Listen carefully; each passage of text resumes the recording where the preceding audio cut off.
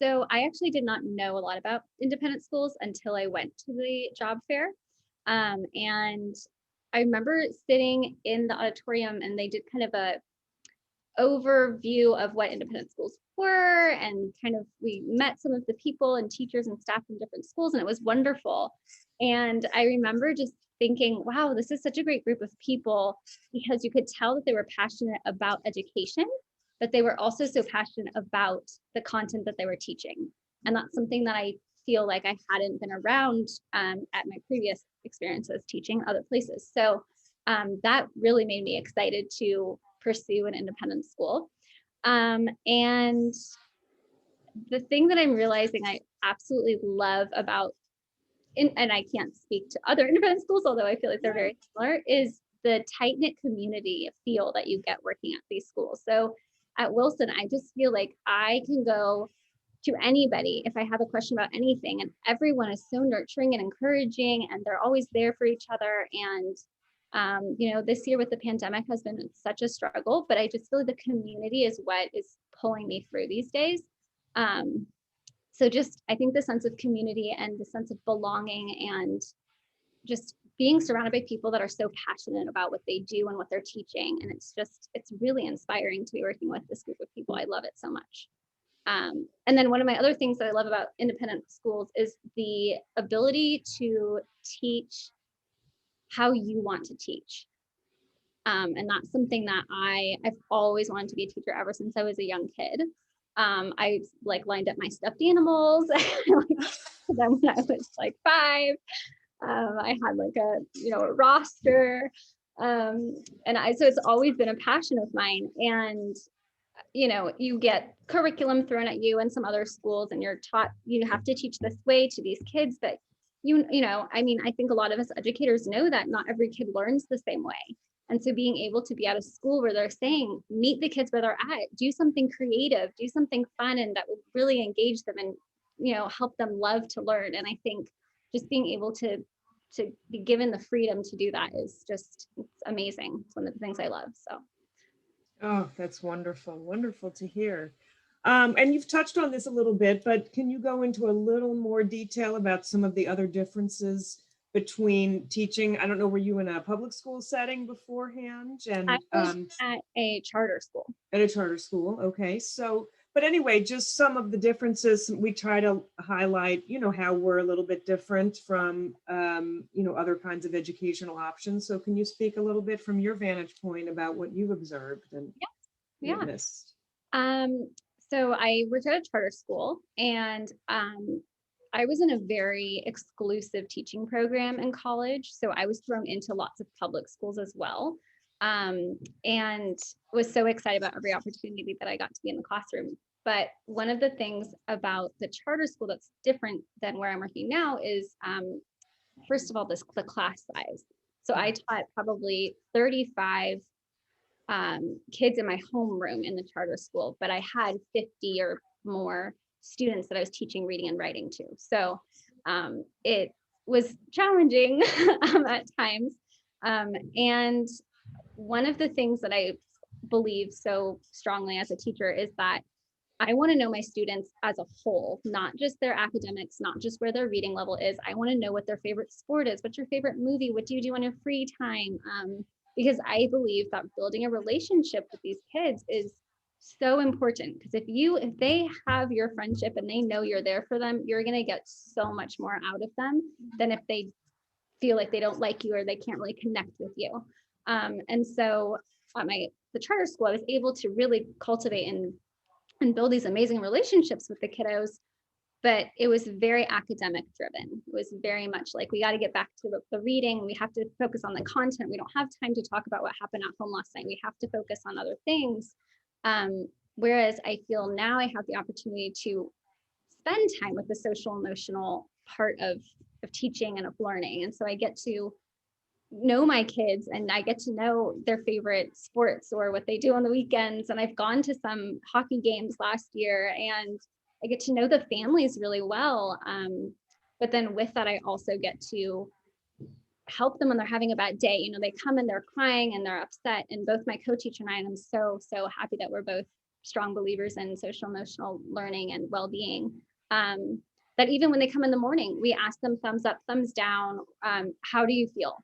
How's your morning going? Because, you know, sometimes they get into a fight with their sibling and it just throws them off, and then they don't want to write because they're so upset about the argument they had in the car.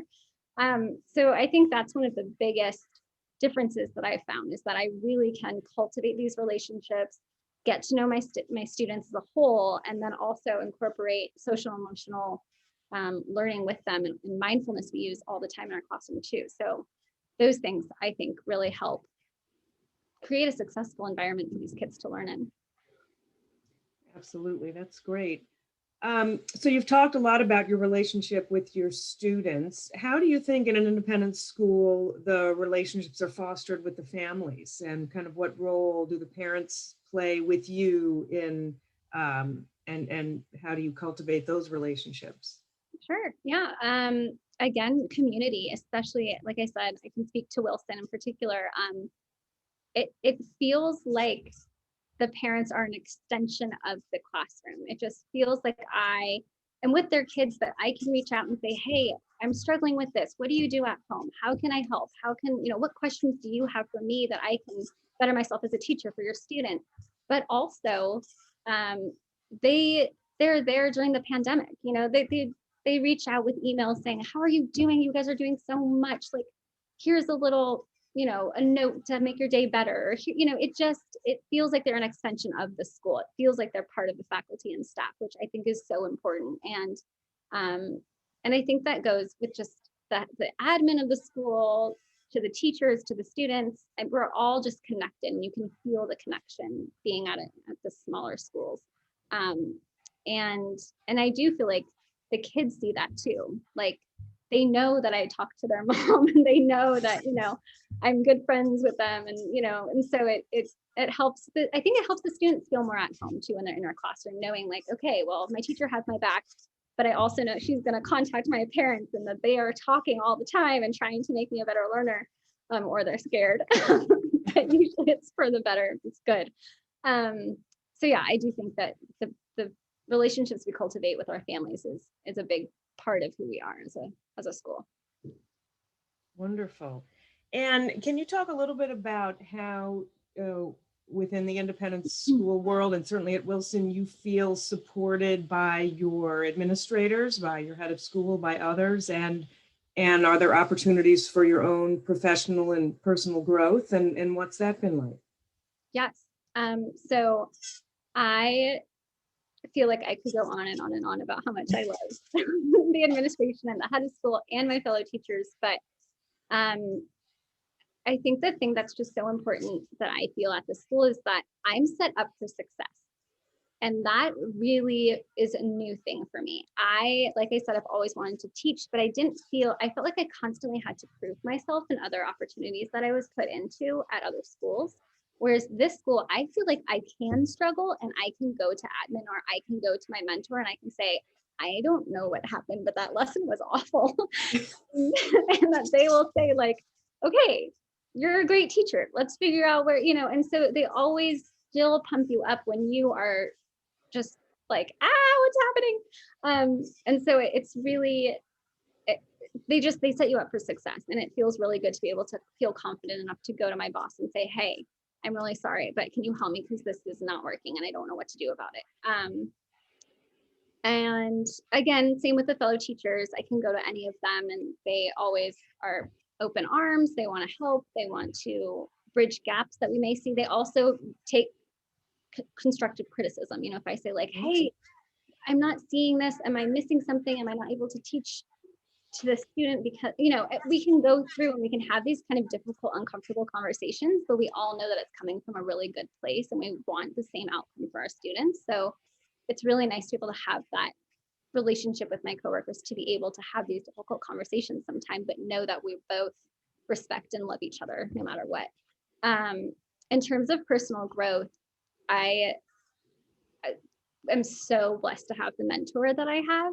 I'm still a new teacher, and so I'm still learning and navigating through this whole career. And I just feel like, again, I'm able to go and say, hey, I don't know what to do, but also balancing work life and personal life has been really a hard thing as a teacher to navigate through. And so being able to share part of your personal life with someone who's going to be able to give feedback and help you grow as a individual, as to be a better wife or to be a better sister, to be a better whatever you may have at home. But then also to say, okay, but we have to leave that when we come into the building, or maybe take some of it with you, or, it's nice to be able to navigate through that as well. And then professionally, I mean, I've been asked so many times, do you want to go see this Lucy conference? Where do you feel like you want some more professional development? What are some goals that you have for yourself? And that's the other thing, and they're so goal oriented, that they really make you sit down and reflect and figure out, as a teacher, what are some things that I'm struggling with, and know it's okay you're struggling with them, but let's figure out ways to help you improve and to get better. And so the Lucy conference, I'm so excited to go to, but they're always asking, where did you, and if you find something, go and tell them, and they'll let you know that if they can send you there. And yeah, I feel like there's lots of opportunities to grow with these schools. So. Oh, that's wonderful. Excellent. Well, just tell me, is there anything else that you would want others to know about teaching in independent schools, or any wisdom you could share for candidates or teachers who may be looking at working in our schools? Yeah, I think that, that's, there's so many things to say. I'm going to speak on behalf of being a newer teacher, and I think that this is the perfect place to figure out who you are as a teacher. Like I said, because you're encouraged and surrounded by so many positive people who are there to help you, and knowing that you are there. If this is like a career that you're passionate about and you really want to be successful at, I feel like this is the perfect environment, because you can try things and you can fail, and it's okay. But it really encompasses everything that I truly believe creates a good teacher, is being able to have the ability to teach in whatever way you feel is good for your kiddos. Or being able to go to a coworker and have a bad day because you're dealing with some personal stuff, and they're there to help you with that as well. Or if you're like I said, the lesson went horribly wrong, you're able to navigate through all of this with all the support that you get. And so I feel like, as a newer teacher, and the other thing is, almost all my coworkers have been there forever. So they all have been teaching at this school for years and years and years, and they have all this wisdom. And most of the time, so sorry, get down. Most of the time they are I have boxes and boxes of books from one of the 5th and 6th grade reading writing teachers that I met last year. And she's like, here, this was really helpful with this, and this is really helpful with this. And it was just so wonderful to have all this information. So I think that if you are passionate about teaching and you want to dive right into it, this is the perfect atmosphere to do so.